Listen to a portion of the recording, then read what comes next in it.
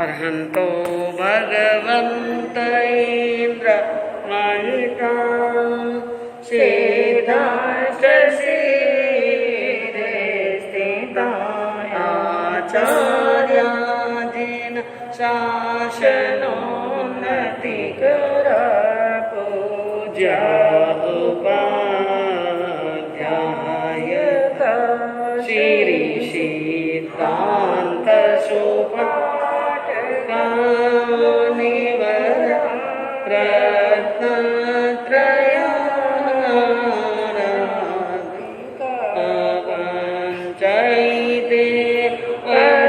परमेष्ठिनं प्रतिदिनं कुर्वन्तु नो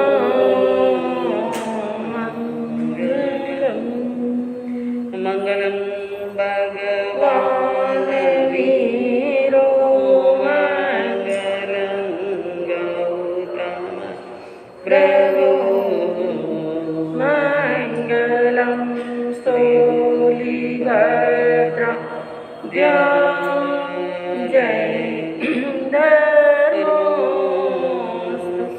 मङ्गलम् अज्ञानतिमिरान्धस्य ज्ञानाञ्जनशलाकया चक्षुरुन्मिलितं येन तस्मै श्रीगुरवे नमः। सरसशान्ति सुधारससागरम् शुचिकरं गुणरत्नमहाकरं भविकपङ्कजबोधदिवाकरं प्रतिदिनं प्रणमामि जिनेश्वरं प्रतिदिनं प्रणमामि जिनेश्वरं। गुरुवार बार समझ में हर समझ में क्यों नहीं आवे। गुरुवार बार समझ में हर समझ में क्यों नहीं आवे। ओ अवसर भी क्यों जावे तार समझ में क्यों नहीं आवे।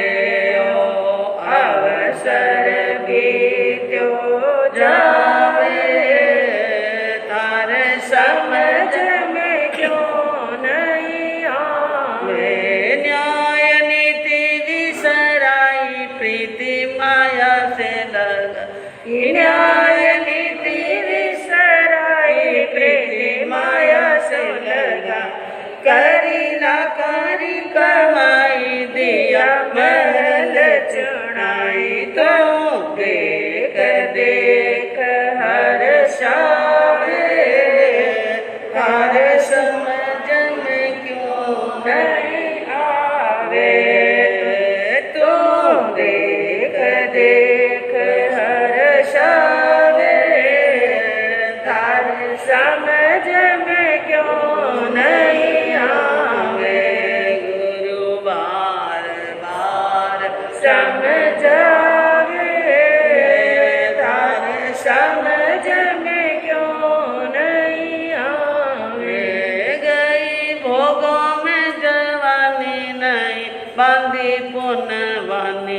गई भोगों में जवानी नहीं बांधी पुनवानी। नहीं सोनी जिन वाणी नित करी मन मानी। नहीं सोनी जिन वाणी नित करी मन मानी। थारी पल पल उमर जावे थार समझ में क्यों नहीं आवे। थारी पल पल उमर जावे समझ में क्यों नहीं आवे। गुरु बार बार समझावे, तारे समझ में क्यों नहीं आवे। आहे जवानी दीवानी नदी पूर जैसो पानी। आहे जवानी दीवानी नदी पूर जैसो पानी। नहीं गई है नादानी बिगड़ जासी जिंदगानी। नहीं गई है नादानी बिगड़ जासी जिंदगानी। नहीं अवसर पाछो आवे, तारे समझ में क्यों नहीं आवे। नहीं अवसर पाछो आवे, तारे समझ में क्यों नहीं आवे। गुरु बार बार समझावे, तारे समझ में क्यों नहीं आवे। सीख मान ले मिजाजी मत हार जीती बाजी। सीख मान ले मिजाजी मत हार जीती बाजी। पूर्व पुण्यवानी ताजी थारे आज राम राजी। पूर्व पुण्यवानी ताजी थारे आज राम राजी। कद किस्मत पलटा खावे, थारे समझ में क्यों नहीं आवे। कद किस्मत पलटो खावे, थारे समझ में क्यों नहीं आवे। गुरु बार बार समझावे, तारे समझ में क्यों नहीं आवे। धर्म प्रभा कहे भाई करो धर्म कमाई। धर्म प्रभा कहे भाई करो धर्म कमाई। तारो पर भव माई लेखो ले सिपाही पाई। थारो पर भव माई लेखो ले सिपाही पाई। गोटा में गाय सुनावे, थारे समझ में क्यों नहीं आवे। गोटा में गाय सुनावे, थारे समझ में क्यों नहीं आवे। गुरु बार बार समझावे, तारे समझ में क्यों नहीं आवे। सर्वज्ञ सर्वदर्शी चरम तीर्थंकर अहिंसा के अवतार विश्व वंदनीय शासनपति श्रवण भगवान वर्धमान महावीर के पावन चरणों में कोटि कोटि वंदन।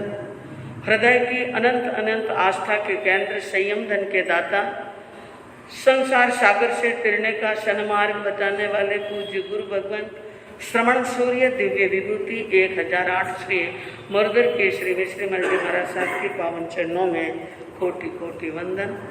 अहिंसा दिवाकर लोकमान्य संत शेरे राजस्थान वरिष्ठ प्रवर्तक पूज्य गुरुदेव श्री रूपचंद जी महाराज साहब के पावन चरणों में कोटि कोटि वंदन। मरुगा भूषण संत शिरोमणि पूज्य प्रवर्तक गुरुदेव श्री सुखमणि जी महाराज साहब के पावन चरणों में कोटि कोटि वंदन। सद्गुणों की उपासिका शासन चंद्रिका शांत दांत गंभीरा गुरुवरिया माँ सती श्री सज्जन कंवर जी महाराज साहब के पावन चरणों में कोटि कोटि वंदन। धर्म प्रेमी बंधुओं, शीलवती माताओं बहन, भगवान सर्वज्ञ ने अपनी अमृतमय वाणी के अंदर सद उपदेश देते हुए भव्य आत्माओं को संबोधित करते हुए कहा, दया नमस्त खंतीय विपसिजय मेहा। धर्म का मूल और धर्म के बारे में भगवान ने भव्य आत्माओं को उपदेश देते हुए कहा कि हे भव्य आत्माओं, हे बुद्धिमान मनुष्यों, जीवन में एक तो क्षमा, क्या होना चाहिए? क्षमा का भाव होना चाहिए, और दूसरा दया का भाव। क्षमा नहीं आएगी तो दया आने वाली नहीं है। दया और क्षमा का एक दूसरे से संबंध है, एक दूसरे से क्या है? संबंध है। और भगवान महावीर जिस समय घर बार छोड़कर, राजपाट छोड़कर संयम के पथ पर अग्रसर हुए, तो उन्होंने अग्रसर होते ही एक ही बात कही थी कि मिट्टी में सब भूयेषु वैरम मज्जम न कहना, मेरा किसी के साथ में वैर नहीं है, और सभी जीवों के साथ में मेरी क्या है? मैत्री है। खामे में सभ्य जीवा, मैं सभी जीवों को क्या करता हूँ? क्षमा करता हूँ, क्षमाता हूँ। खामे में सभ्य जीवा, और सभ्य जीवा खमंतु, मैं सभी जीवों को मैं क्षमा प्रदान करता हूँ। क्योंकि भगवान को जीवन में कई उपसर्ग आने वाले थे, कई परीक्षा आने वाले थे, देव संबंधी, मनुष्य संबंधी, तिर्यन संबंधी, इतने उपद्रव, इतने परीक्षा, इतने उपसर्ग और इतनी घोर वेदना आने वाली थी।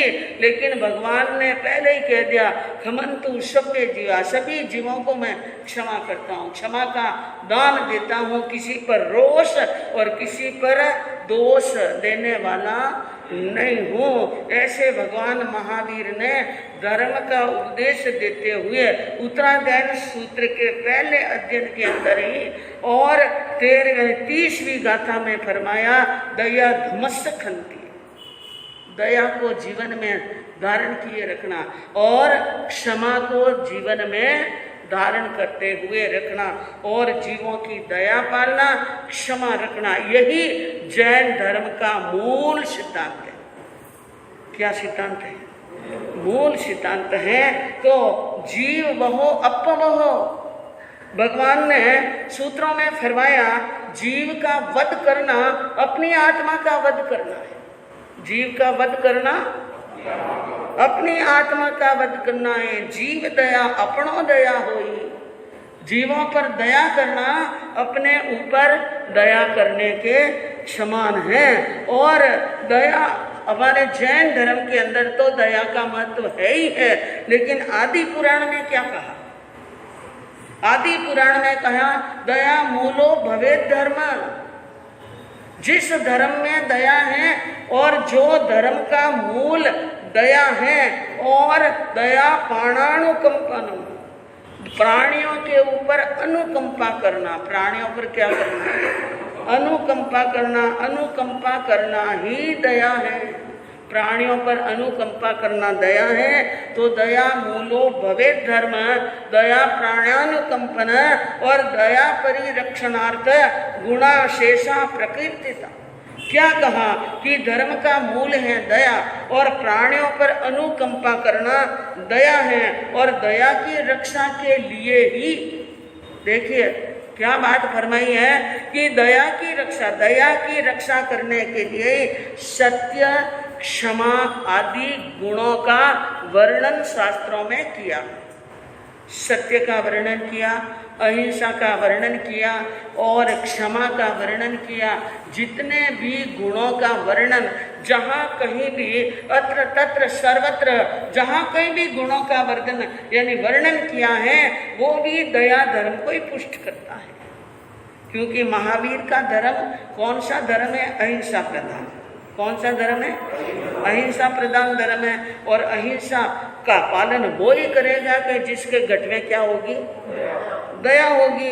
अगर दया नहीं है तो वो अहिंसा का पालन करने वाला नहीं है। कितना ही धर्म कर लो, कितना ही सत्संग कर लो और कहीं पर भी चला जाओ, दया बिना तो कुछ है ही नहीं। भगवती सूत्र में कहा, नशा दीक्षा नशा भिक्षा न तत् दानम न तत् ध्यानम न तत् मूलम और न तत् मौनम न तत् तप दया यत्र न विद्यते। वो ध्यान ध्यान नहीं, वो धर्म धर्म नहीं, वो तप तप नहीं, वो संयम संयम नहीं, वो भिक्षा भिक्षा नहीं, और वो किया हुआ तप तप नहीं है कि जिसके अंदर दया ना हो।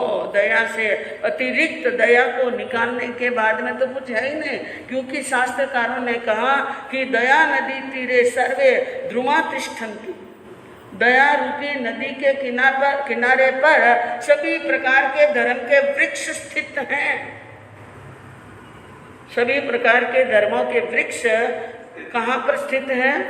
दया रूपी नदी के किनारे, क्योंकि दया रूपी नदी का पानी मिलता है तो वृक्ष हरे भरे। अगर दया का पानी सूख जाए, दया है ही नहीं, तो फिर उसके बाद में कोई धर्म रुकने वाला ठहरने वाला है ही नहीं। इसलिए एक कवि ने बड़ी सुंदर बात कही, मैं तो सत्संग गाया गुरुवाणी सुनी, गुरुवाणी को सुनकर ख्याल आ गया। मैं तो सत्संग गया गुरुवाणी सुनी, वाणी सुनकर ये मन में ख्याल आ गया। जन्म मानव का लेकर दया ना करी, जन्म मानव का लेकर दया ना करी। सिर्फ मानव कहने से क्या फायदा, कभी प्यासे को पानी पिलाया नहीं, बाद आंसू पिलाने से क्या फायदा, कभी गिरते हुए को उठाया नहीं, बाद आंसू बहाने से क्या फायदा। बड़ी अच्छी बात गई। मंदिर गया, सत्संग गया, गुरुवाणी सुनी, व्याख्यान सुना, सब कुछ सुना, लेकिन व्याख्यान सुनते हुए ख्याल आ गया, मैंने दया करी नहीं, किसी पर क्या नहीं की, दया नहीं करी, और मैं एक मानव कहलाता हूँ, मनुष्य कहलाता हूँ, और मनुष्य बनकर के मैंने दया नहीं की, तो मानव कहलाने का कोई फायदा नहीं। प्यासा आया था घर के द्वार पर, उस समय तो पानी पिलाया नहीं, और बाद में अमृत की गिलास लेकर खड़ा रहे, तो कोई मतलब नहीं। गिरते हुए को उठाया, जो गिर रहा था मतलब कोई नीचे गिर रहा था, या कोई व्यक्ति अपनी परिस्थितियों के कारण, गरीबी के कारण, दुखों के कारण, आपदाओं के कारण, संकट के कारण गिर रहा है, तो उस समय उनको सहारा देना चाहिए। क्या देना चाहिए? एक मानव का क्या कर्तव्य है कि गिरते हुए को और सहारा, बेसहारा को क्या देना चाहिए? सहारा। वो तो किया नहीं, और कभी कभी मनुष्य क्या करता है, सहारा तो नहीं देता है, लेकिन क्या कर लेता है, धक्का दे देता है, और धक्का दे देता है, और क्या देता है, धक्का। अगर कहीं पर आग लग रही है तो आग बुझाने के लिए पानी तो नहीं डालता है, लेकिन घासलेट डाल देता है। क्या डालता है? या फिर घी डाल देता है। अग्नि को और ज्यादा क्या करता है, प्रज्वलित करता है। यह मानवता के लक्षण नहीं है। तो कहा कि अनुकंपा, अनुकंपा। अगर कोई धर्म भी कर रहा है, ध्यान भी कर रहा है, अनुकंपा नहीं है, किसी का सहारा बनता नहीं है, और किसी को मान लो धक्का दे रहा है, किसी के राहों में कांटे बिछा रहा है, और किसी के जीवन में आग लगा रहा है, किसी की जड़ें काटने का क्या कर रहा है, काम कर रहा है, और कहता है कि भगवान मेरा भला करे, भगवान मेरा क्या करे, भला करे। लेकिन बंधुओं, रामचरितमानस के अंदर तुलसीदास जी ने बड़ी सुंदर बात कही, करत पाप चाहत कल्याण, लोगन राम खिलौना जान, करत पाप चाहत कल्याण, लोगन राम खिलौना जान। तुलसीदास जी ने कहा रामायण के अंदर कि करत पाप चाहत कल्याण, पाप करते जाते हैं, धाप धाप कर पाप करते हैं और क्या चाहते हैं? हाँ, कल्याण चाहते हैं। पाप करके भी कल्याण चाहते हैं। लोगों ने राम खिलौना जाना, इन दुनिया ने लोगों ने क्या राम को खिलौना समझ लिया है? क्या समझ लिया? खिलौना समझ लिया है। लेकिन भगवान इतने भोले भी नहीं है हो। हाँ, आप भगवान को याद करो, आप करते जाओ, दुष्कर्म करते जाओ और किसी को धक्के देते जाओ और राम आपकी बात सुन ले, आपकी प्रार्थना पर खुश हो जाए, ऐसा होने वाला नहीं है। जो जो कर रहे हो वो लिख रहे हैं। वो क्या हो रहा है? पाप करो थे छाने छाने, पाप करो थे छाने छाने, भगवन लिख रया पाने पाने, भगवन लिख रया पाने पाने। अरे वह नहीं चलती पौल होत, इंसाफ है सारा रे, सुनो सब सज्जन प्यारा, हाँ सुनो सब सज्जन प्यारा। पाप करो थे छाने छाने, छाने छाने पाप करो, तल घर में जाकर करो, अमावस की आधी रात को करो, काले घोर अंधकार में करो। लेकिन याद रखना, आप कहते हैं गुड़ तो अंदर में मीठो लागे साहब, तो गुड़ मीठो लागे नहीं तो जाए ने अंदर अरे मायने नमकरी डली मुंडा में नाको तो वह कहीं लागे। तो वही आंकड़ो जोड़ देना चाहिए कि गुड़ तो अंदर में मीठो लागे ने नमक अंदर में कहीं लगे। हाँ, अच्छा करो तो अच्छा और बुरा करो तो बुरा। भगवान लिख रहे हैं पाने पाने, अक्षर अक्षर लिख रहे हैं। और वहाँ नहीं चलती पौल, वहाँ पर पौल चलने वाली होत इंसाफ है सारा। वहाँ पर तो अदल इंसाफ होता है, निष्पक्ष इंसाफ होता है, कोई पक्षपात होने वाला नहीं है। तो बंधुओं दया, एक गांव में 2 सेठ जी रहते थे। सेठ जी तो और भी रहते लेकिन किस्सा दो का गांव है तो सेठ जी बहुत हो सकते हैं। तो एक गांव में 2 सेठ जी रहते थे और दोनों के मन में आया कि हम कमाने के लिए परदेश जाए। जैसे आप लोग आए, आप कहाँ है? पुराने जमाने में बेंगलोर मद्रास को लोग क्या कहते थे? परदेश। कोई पूछता हाँ बेटो कटे मासा परदेश गयो, दिशावर कमाने की, दिशावर कटी दिशावर कमाने गयो, प्रदेश में कमाने गयो। और अबे आप प्रदेश की न क्यों? Out of country, out of country. तो प्रदेश में कमाने के लिए गए, प्रदेश में कमाने के लिए गए। और पुराने जमाने में इतने साधन नहीं थे तो पैदल भी चलते थे, घोड़े की सवारी से भी चलते, ऊंट और गाड़ी की सवारी जहाँ साधन मिल जाए, नहीं तो पैदल चलते चलते आ रहे थे। एक सेठ जी बड़े धर्मात्मा, एक सेठ जी बड़े क्या थे? धर्मात्मा। धर्मात्मा बोल तो इतने धर्मात्मा, सुबह शाम प्रतिगमन करना तो करना, समाई करनी तो करनी, माड़ा फेरनी तो फेरनी, लीलोती का त्याग, जमीकन का त्याग, जो जो उनको त्याग था वो त्याग में, धर्म में ज़्यादा रहते थे और वो संतोषी बहुत थे। त्याग धर्म करने वाला व्यक्ति क्या होता है? संतोषी होता है। थोड़ा मिला तो थोड़ा खाया, ज़्यादा मिला तो ज़्यादा, कमाई अच्छी हो गई दुकान में तो भी ठीक, और रोटी दाल रोटी जितनी मिली तो भी ठीक, दाल रोटी मिल जाए तो भी खुश। जा रहे थे दिशावर पहुंच गए। दिशावर में जाकर के दोनों ने काम धंधे शुरू किए। लेकिन धर्म ध्यान करने वाले सेठ जी को समय पर धर्म ध्यान करना था, दुकान बार बार मंगल कर लेते। और दूसरे जो सेठ जी थे, उनके मित्र सेठ जी, वो बराबर सुबह से शाम तक, शाम से सुबह तक, यानी बराबर धर्म। आप जाते हैं टाइम पर जाना, टाइम पर आना, लेट सेट नहीं होना, दुकान में लेट नहीं होना हो, दुकान में लेट नहीं होना, ऑफिस में लेट नहीं होना, फैक्ट्री में लेट नहीं होना, व्याख्यान में लेट हो गए तो चल। हाँ, वटे कान से ओढ़ू मिले, हाँ वटे कौन से अदालत में केस के दावो ठोक दी बाजी, नहीं, ऐसा नहीं करेंगे। इसलिए यानी लेट सेट, दुकान लेट सेट नहीं करते थे, दुकानदारी जोरदार करते हैं। और पूर्व जन्म की पुनवानी जोरदार, पुनवानी क्या थी, जोरदार, और कमाई भी क्या होने लगी, ग्राहक के ऊपर ग्राहक, ग्राहक पर ग्राहक आए, खूब कमाई हुई। सेठ जी ने खूब कमाई की। उनको भी कहते हैं ये थोड़ा धर्म ध्यान छोड़ दे, अपन देश में जाओ जन धर्म ध्यान घने कर लीजिए, तू धर्म ध्यान छोड़ ले, कमाई कर, दिशावर में आयो कमाई कर।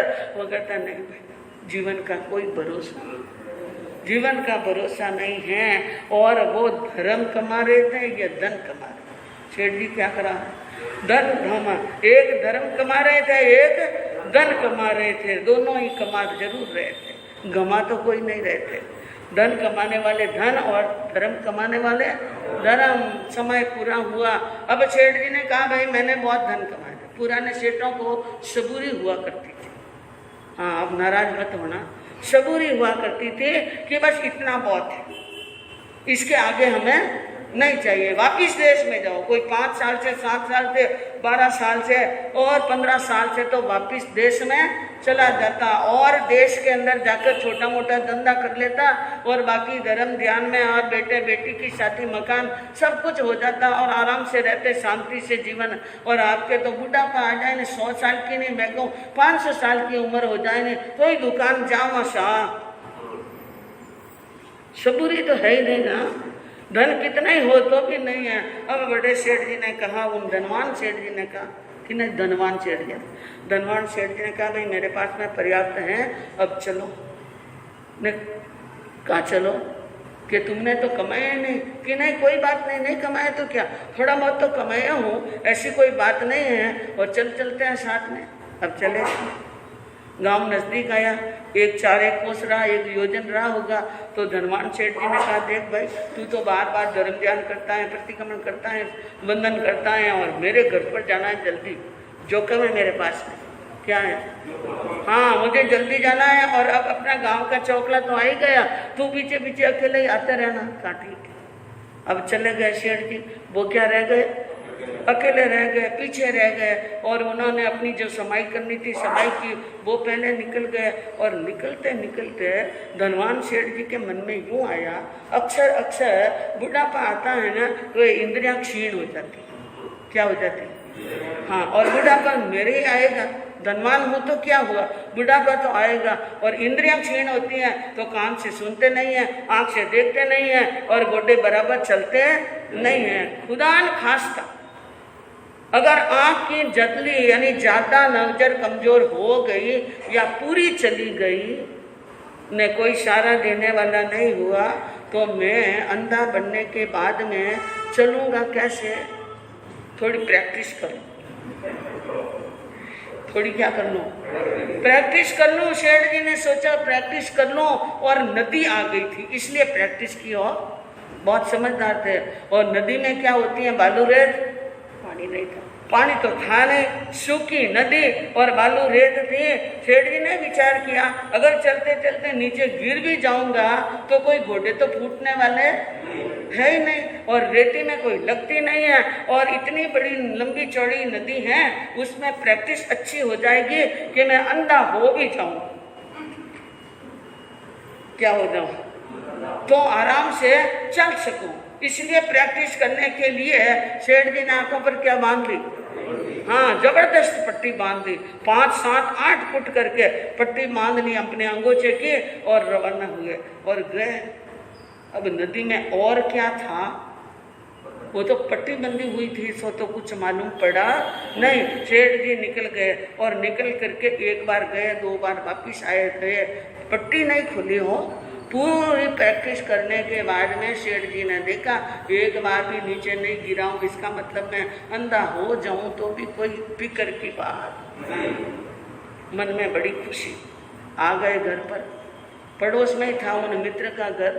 पड़ोसन ने कहा कि आज मेरे पति आ गए, जल्दी जल्दी। बोला कि आपके पति नहीं आए, और अगर मेरे पति नहीं आए, पूछने गई कि मेरे पति नहीं आए, आपके साथ गए। अरे क्या यार, रातों दिन धर्म ध्यान करे, समाई करे ना, प्रतिक्रमण करे ना, पौसा, वो आ जाएंगे, साथ में ही थे।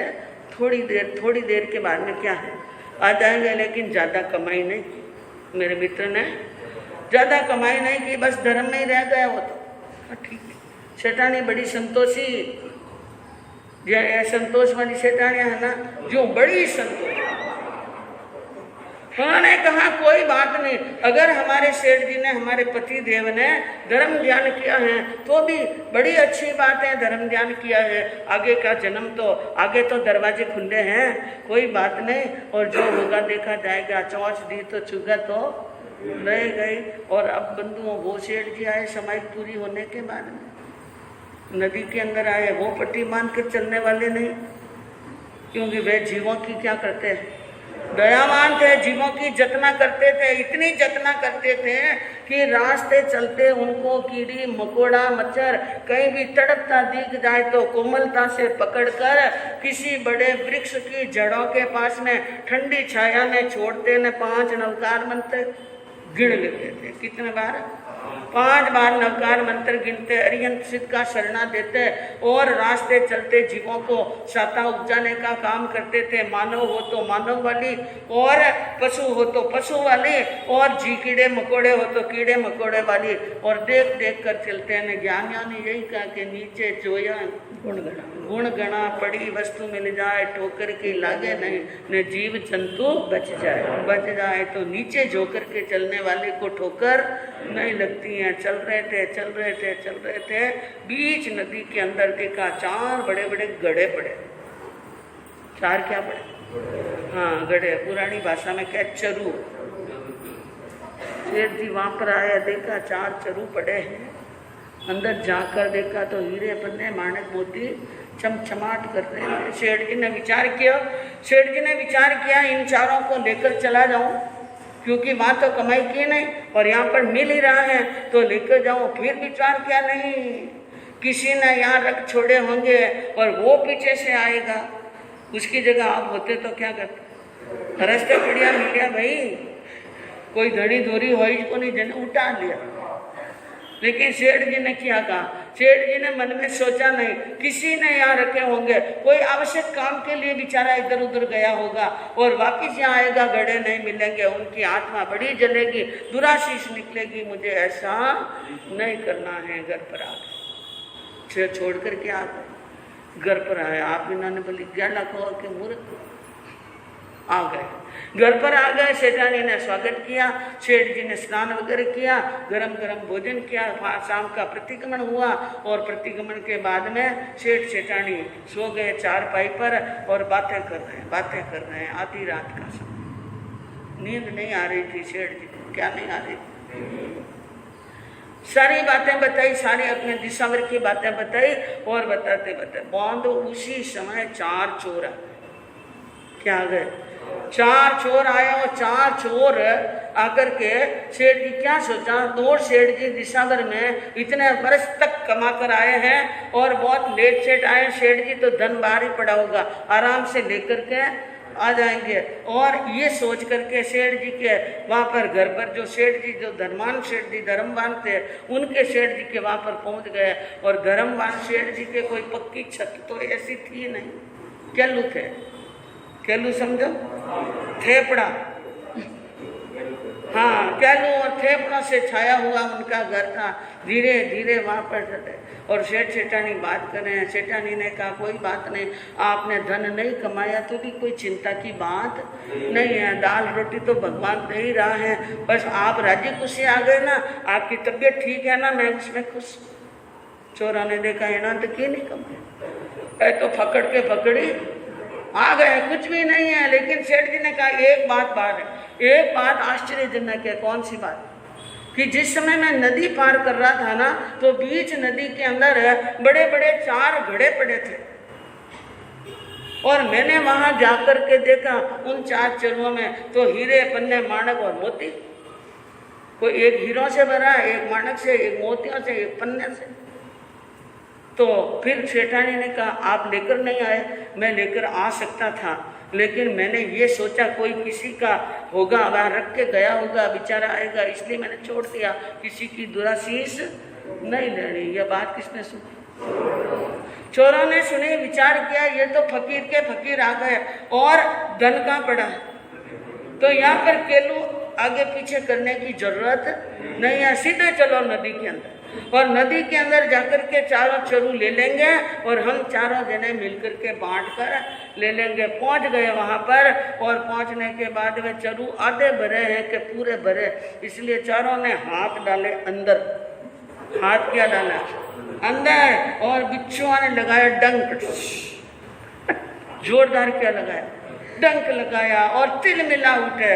बिच्छू डंक लगावे ने तिल मिला नहीं उठे, ऐसा पनड़ियों वाला बिच्छू ने डंक लगाया, तिल मिला उठे। और एकदम जोरदार गुस्सा आया कि धर्म करते हैं, ध्यान करते हैं, बड़ी बड़ी बातें करते हैं, लेकिन इतने बेईमान है सेठ जी, मैंने नहीं जाना। वो कह रहे हीरे बने माणक मोती और ये चारों चरू में बिच्छू भरे हैं। क्या भरे? बिच्छू। तो एक ने सलाह दी कि जैसा का तैसा करना चाहिए, इनको बांध कर ले जाओ और सेठ जी जहाँ पर सो रहे हैं ना उनके ऊपर डाल दो। जब एक साथ में 4 घड़ों के बिच्छू पड़ेंगे ना तो नानी याद आएगी। क्या याद आएगी? नानी याद आएगी। चोरों के मुंह बांधने का जो रुमाल था ना, वो रुमाल किस पर बांध लिया? चोरों के ऊपर। और चोरों वहां पर आए और केलू के वहां पर जो केलू थे ना, केलुओं को एक साथ में धीरे धीरे हटाया और इशारों से काम, बोलना नहीं था, इशारों से काम किया। एक साथ में चारों के चारों को दबका दिया। क्या कर दिया? खाली कर दिया। और सेठानी ने कहा ये टन टन की आवाज़ कहाँ से आ रही है सेठ जी, और ये प्रकाश कहाँ से हो रहा है सेठ जी? क्या कोई भूत प्रेत आया? सेठ जी ने कहा नहीं। सेठ जी को सारी बात का ज्ञान था। उन्होंने कहा कि जीवारी जतना करे, जीवारी जतना करे न मेले ठंडी छाया, के उत्तम कुल जामो मिले न सीधी आवे माया। जीवों की जतना करे न मेले ठंडी छाया। जो जीवों की जतना करता है, दया पालता है, सुख उपजाता है, तो उनको सुख आना ही है। सुख दिया सुख होत हैं और दुख दिया दुख होए, कि आप हणे नहीं अवर को तो अपने हणे नहीं। सुख देंगे तो सुख जरूर मिलेगा और दुख देंगे तो क्या मिलेगा? दुख मिलेगा। इसलिए कहा ज्ञानियों ने कि आप हणे नहीं अवर को। हम अगर किसी के साथ में बुरा नहीं करे, किसी को हिंसा नहीं करे, तो हमें मारने वाला कोई नहीं है। और बंधुओं वहाँ पर वो कहा सेठ जी ने सीधी आगे उत्तम कुल जामो मिले। दया पालने वालों को भव कौन सा मिलता है? उत्तम कुल, आर्य क्षेत्र, मनुष्य भव। और दया में क्या मिलता है? धर्म मिलता है। तो इसलिए क्या कहते हैं ज्ञानी? धन कमाओ। धन कमाने का कोई मना नहीं है, लेकिन धन के साथ में क्या कमाओ? हाँ, अगर धर्म नहीं कमाया, केवल धन ही कमाया, तो आप क्या सोचेंगे कि धन साथ में चलेगा? सुगुरु की शिखावण दारो रे, दया बिना धूल जमारो रे। सतगुरु की शिखावण धारो रे, धर्म बिना धूल जमारो रे। लाखों धन भेड़ो की ओरे, एक न चाले साथ। अरे तो विचार कियो नहीं रे, छोड़ गयो मारो बाप कोडी नहीं, ले गयो लारो रे। धर्म डोल जमारो रे, धर्म बिना डोल जमारो रे।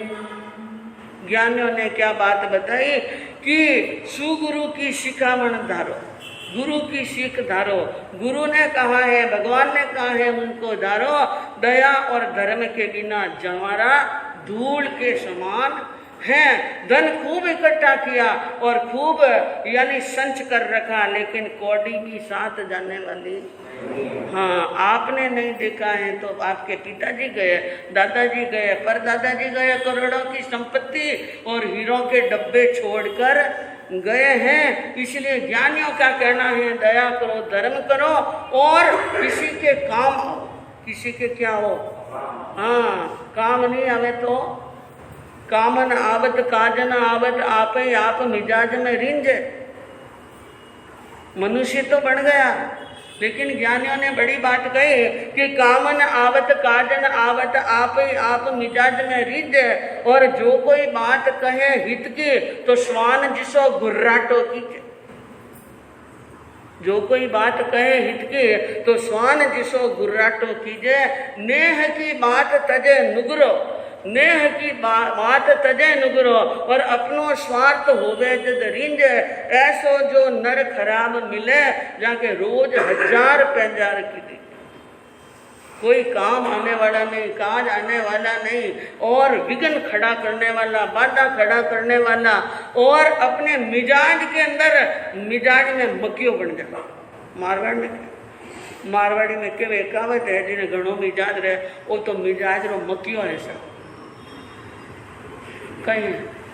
हाँ, इतना मिजाज है, इतना मिजाज है कि उनको आसमान भी मुट्ठी में आवे जैसा दिखता है। वो यूं सोचता है कि धरती भी मेरे पैरों के नीचे, यानी अपनी धरती को वहां नहीं मानता है और आकाश को अपनी मुट्ठी में रखता है और बड़ा तन कर चलता है। हूँ सो तो मैं, हूँ सो तो मैं हूँ और किसी की बात सुनने वाला नहीं है। और अगर कोई हित की बात या अच्छी बात कहे तो श्वान जिसो गुर्राटो की। ऐसा जोरदार बोलता है कि सामने वाले की बोली क्या कर देता है बंद। और नेह की बात तजे नुगरो। क्या नेह होता है, क्या प्रेम होता है, क्या मित्रता, क्या स्नेह है। उनको ये बातें अच्छी लगने वाली नहीं है। वो कुछ नहीं होता है, अपनो स्वार्थ होवे तो रिंज।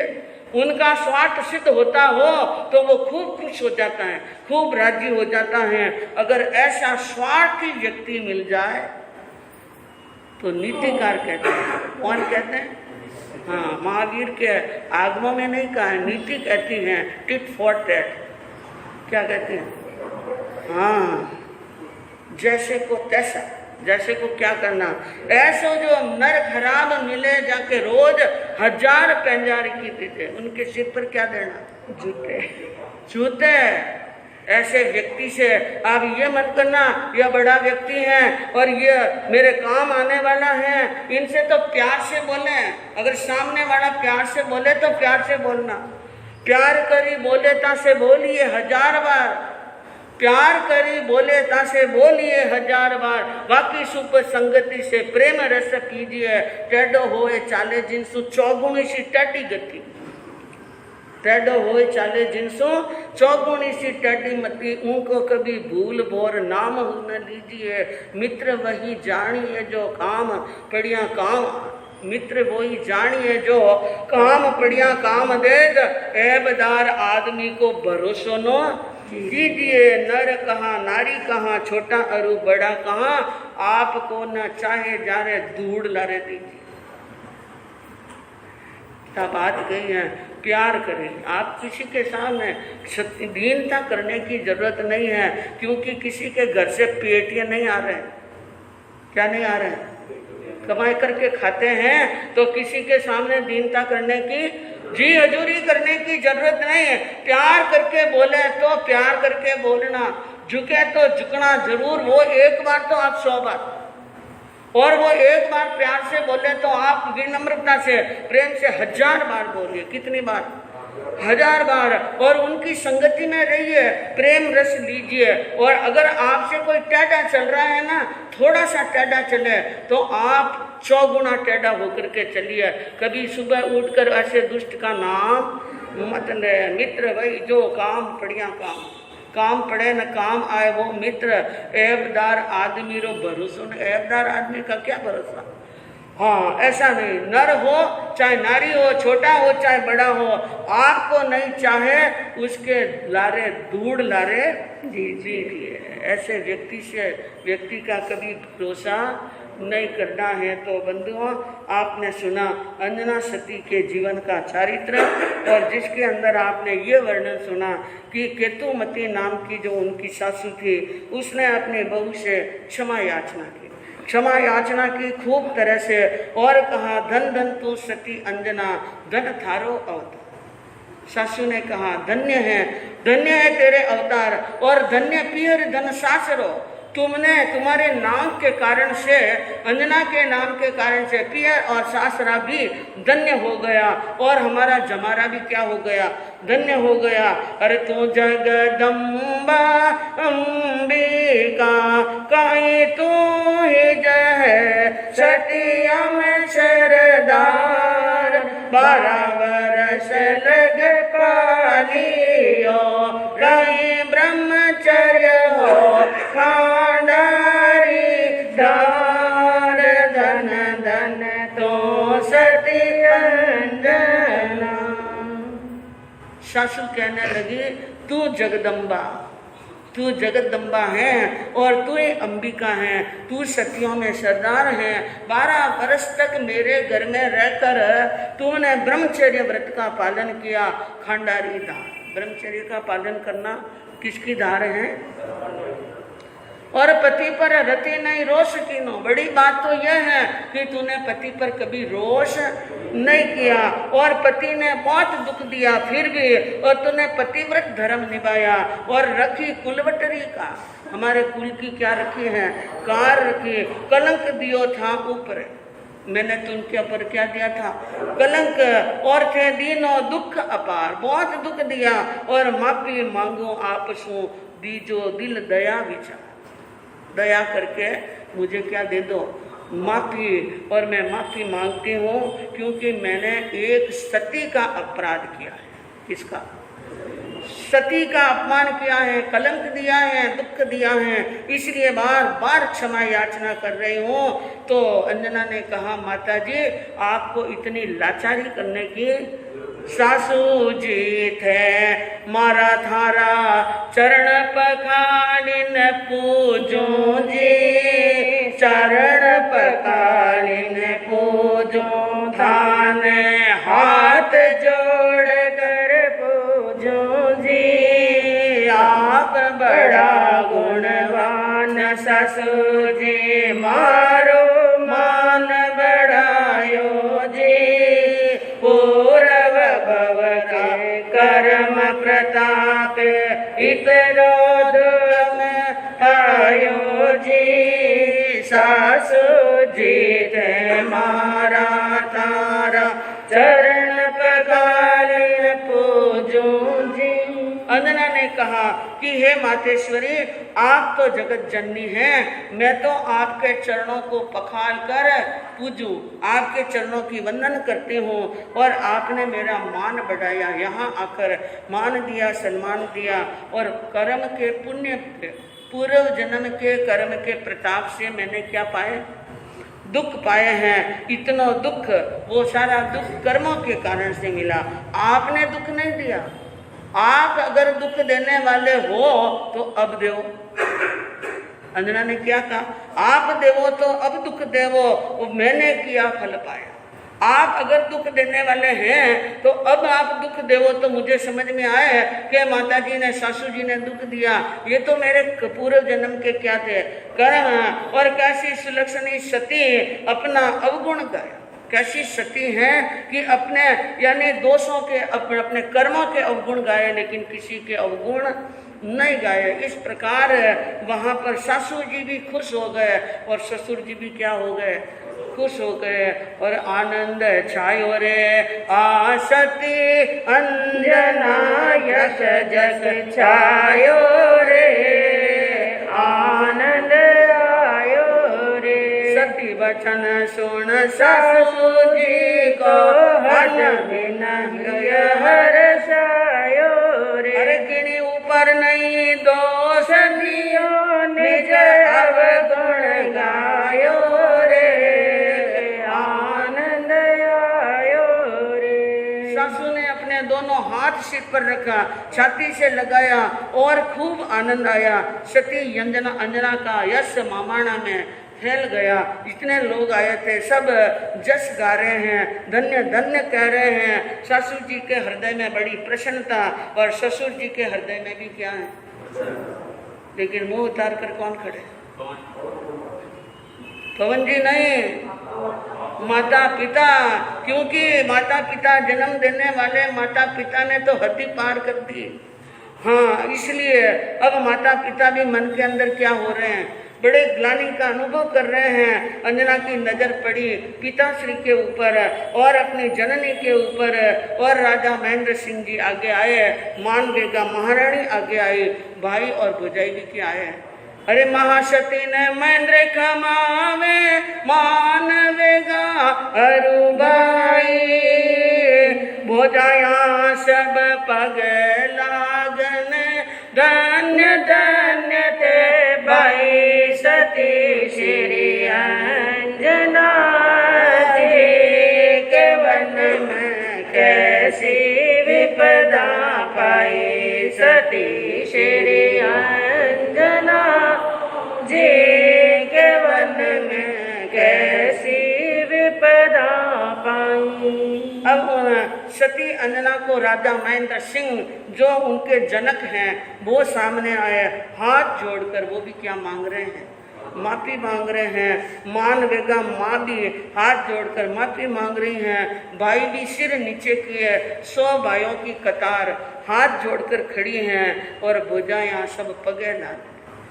भुजाएं क्या लग रही हैं, पांव लग रही हैं, और कह रहे हैं धन्य हैं आप, धन्य है भाई आपका धर्म, धन्य है आपकी क्षमा, और धन्य है आपकी सहनशीलता।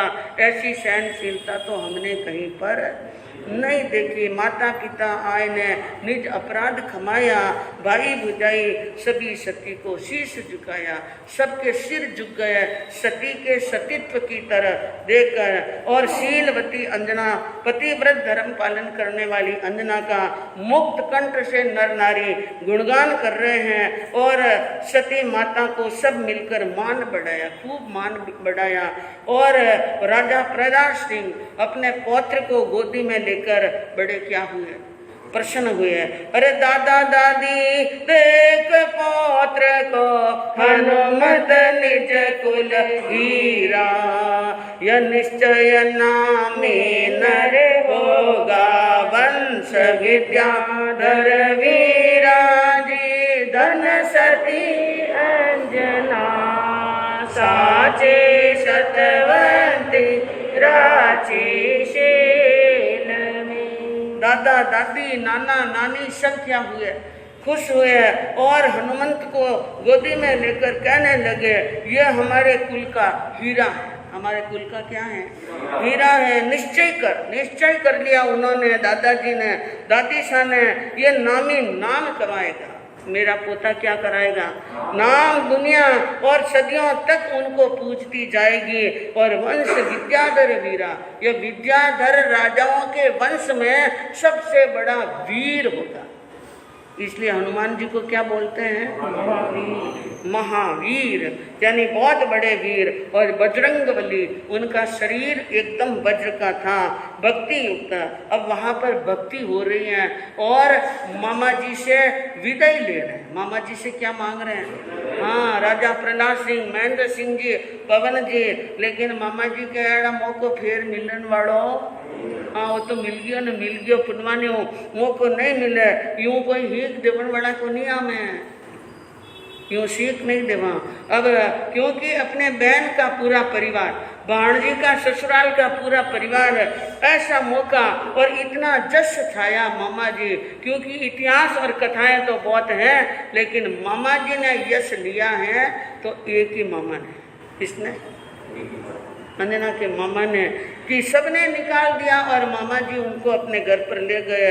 तो 5-7 दिन, कितने दिन रखा, 7 दिन वहाँ पर रखा, और खूब वहाँ पर गोट गुगरियाँ हुई, खूब रंग रस हुआ, और फिर सीख मांगी, और सीख मांग कर अपने अपने घर गया उछरंग, सब अपने अपने घर पर चले गए। लेकिन पवन जी के साथ में और अपनी बाण जी के साथ में फिर हनुमान नगर आए।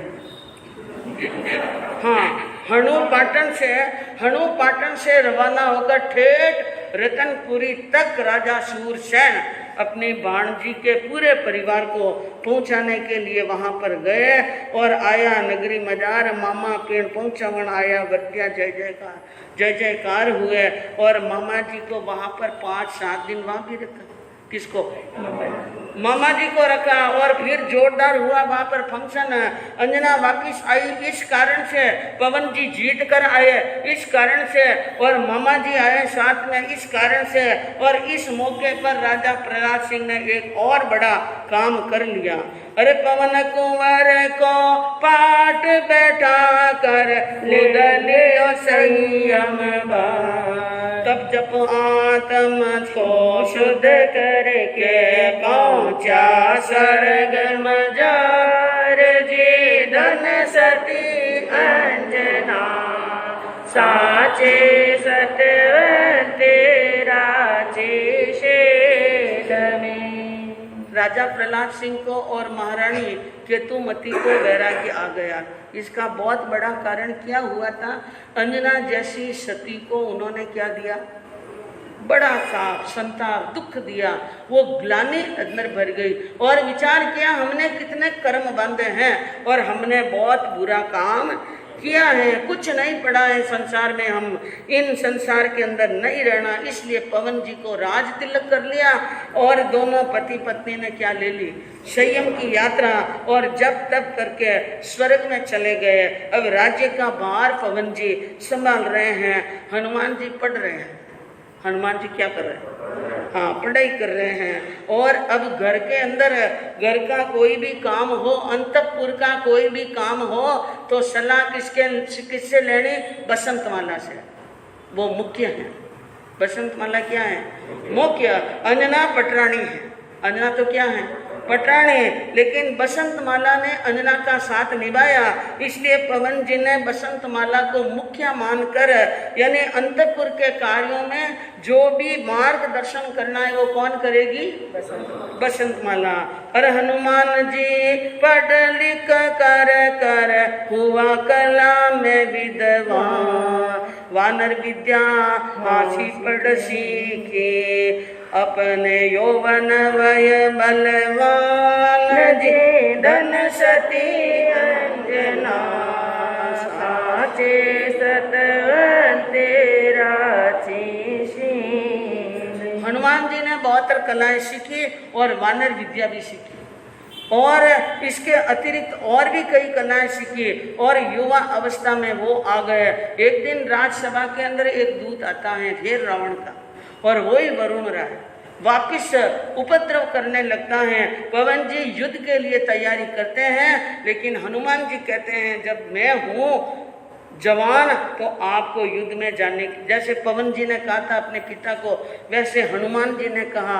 और पवन जी ने ये कहा अभी तुम बच्चे हो, उन्होंने कहा आप बड़ों को तो क्या है कि मैं 100 वर्ष का होऊंगा तो भी क्या लगूंगा, बच्चा ही लगूंगा, इसलिए मुझे सीख दो, मौका दो।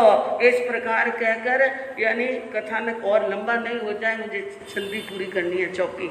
इसलिए वो बजरंग बली सेना लेकर वहाँ से क्या हुए, रवाना हुए। बीच में महेंद्रपुरी आई और महेंद्रपुरी आई तो वहाँ पर महेंद्रपुरी में अपने मामा को ने अपने नाना को सबक सिखाना था, क्योंकि उनकी माँ वहाँ पर दुख पाई। इसलिए एक दूत को भेजा गया वहाँ पर और कहा कि 2 घड़ी लड़ने के लिए आओ तो मैदान में आ जाओ और नहीं तो तुम्हारा राज जब्त करता हूँ। और वहाँ पर आकर के उन्होंने खूब जोरदार यानी सेना लेकर आए।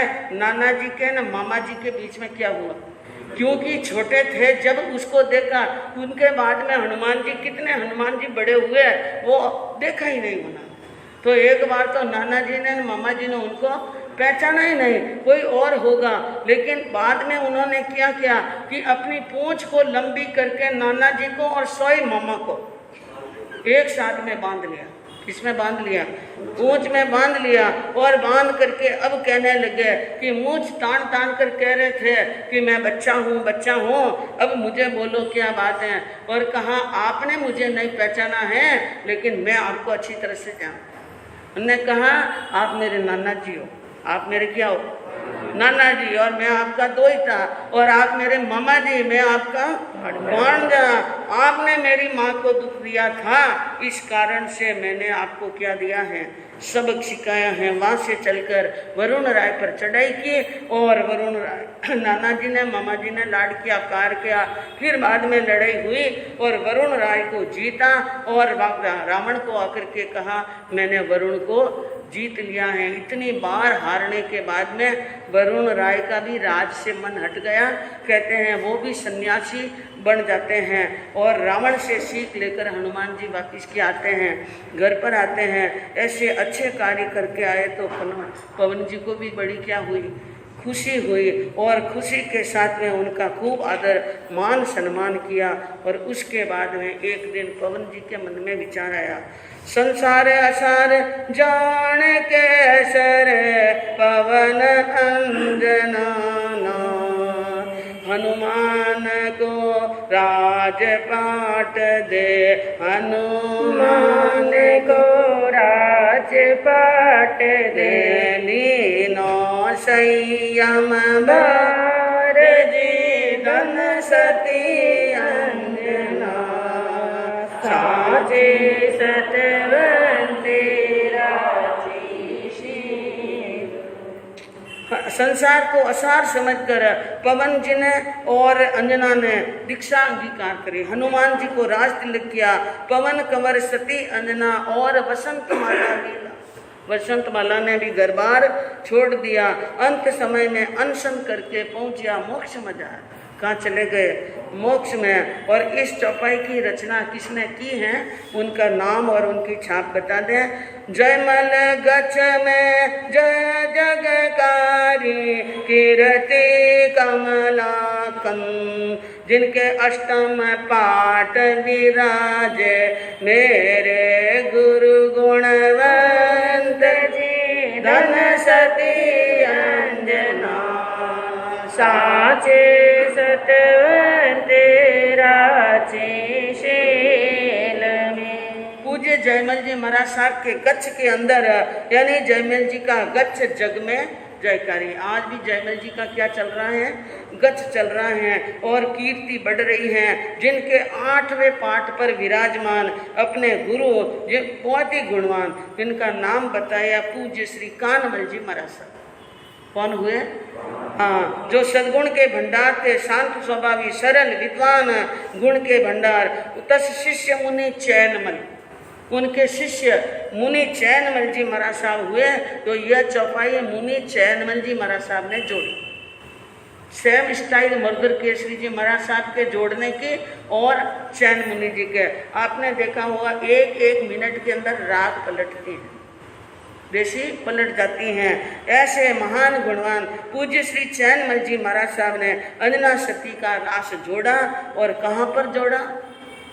उगड़ी से में 95 बरस आखाती जतवा, गाँव खांगट मरुदर माही, गाँव खांगट मरुदर माही, आया से के काल जी धन सती अंजना, साजे सतवंती राजी शील। विक्रम संवत 1995 में आखा तीज का त्योहार और गांव खांगटा गांव में पधारे पूज्य चैनमल जी महाराज साहब, पूज्य कान मुनि जी महाराज साहब। और वहाँ पर शेष काल के अंदर, चातुर्मास में नहीं हो, शेखे काल में आए थे। और उस समय उन्होंने वहाँ पर चौकी जोड़ी। आज बड़े हर्ष की बात है कि मर्दर केसरी दरबार में खांगटा के भी सज्जन विराजमान है। श्रीमान मावी चंद जी साहब डरडा, आप खांगटा के राजस्थान और मैसूर से आए दर्शन करने के लिए। तो बहुत ही यानी धर्मात्मा श्रावक हैं, सज्जन श्रावक हैं। और मावी चंद जी साहब दरडा आए। मैंने कहा भाई आज आपके गांव का नाम आएगा चौपाई में है, इसलिए पूरा व्याख्यान सुन के जाना। तो सबसे आगे बैठे हैं मर्दर केसरी दरबार में, आपका बहुत बहुत स्वागत है। एक बार सबका जय जिनेन्द्र कर लीजिए। हाँ, आज चौकी पूरी हो रही ना, तो खांगटा वालों को यहाँ आना हाँ जरूरी है, जरूरी है साहब। कोठारी श्री कनकमल जी श्रावक है सुखकार, जिनके शांति भवन में ठहरे षड ऋतु साता कार जी धन सती अंजना साचे सतवंती राजेशे। खांगटा में एक कनकमल जी साहब कोठारी नाम के श्रावक, कनकमल जी कोठारी जो वहां पर रहते थे और जिनके शांति भवन, शायद कनकमल जी का ही बनाया हुआ पर्सनल है शांति भवन यानी स्थानक है, और उन स्थानक में वो वहाँ विराजे थे। और गुरुदेव चैनमल जी महाराज साहब क्या लिखते हैं, षड ऋतु साताकार, 6 ऋतुओं में थानक साताकारी। थानक क्या है? हाँ, चाहे गर्मी में जाओ, चाहे सर्दी में जाओ, चाहे बरसात में जाओ, ऐसा साताकारी थानक है। पुराने जमाने के संत चौपाया जोड़ते थे ना, तो कौन सा मोला, कहाँ पर थानक, कौन सा संबत और वहाँ क्या कौन सा राजा राज्य करता, उन सारी क्या होती थी पहचान। तो उन्होंने भी लिखा है कि उन शांति भवन में रह करके ये चौकी जोड़ी है। यद्यपि ओछो अधिक को हो, अगर इसमें कुछ ज़्यादा कहने में आया या कम कहने में आया पुस्तक को जोड़ते समय, तो संघ की साक्षी से मिच्छामि दुक्कडम है। श्रवण पढ़न को सार यही है, पालो शुद्ध मन से दीर्घ संपत्ति संपदा सरे करे सदा ही ले लजे धन सते अंजना साचे सतवंते राजेशे। सती अंजना पवन वीर का गुण गावो नर नाम, जय बोलो जिन राज की सर, जय बोलो जिन राज की सर, भरते जय जयकार रे धन सती अंजना साचे सतवंती राजेशे। कथा कहने का और सुनने का एक ही सार है। कवि ने उपदेश दिया है अपनी तरफ से कि शुद्ध मन से शील पालना। क्या करना?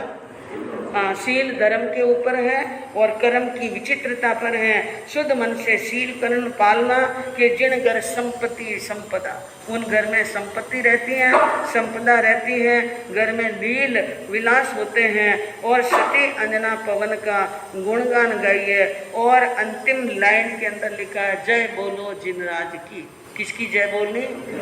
बोलिए श्री जिनेश्वर देव की जय जय। तो आज आपके सामने चौपी क्या होगी?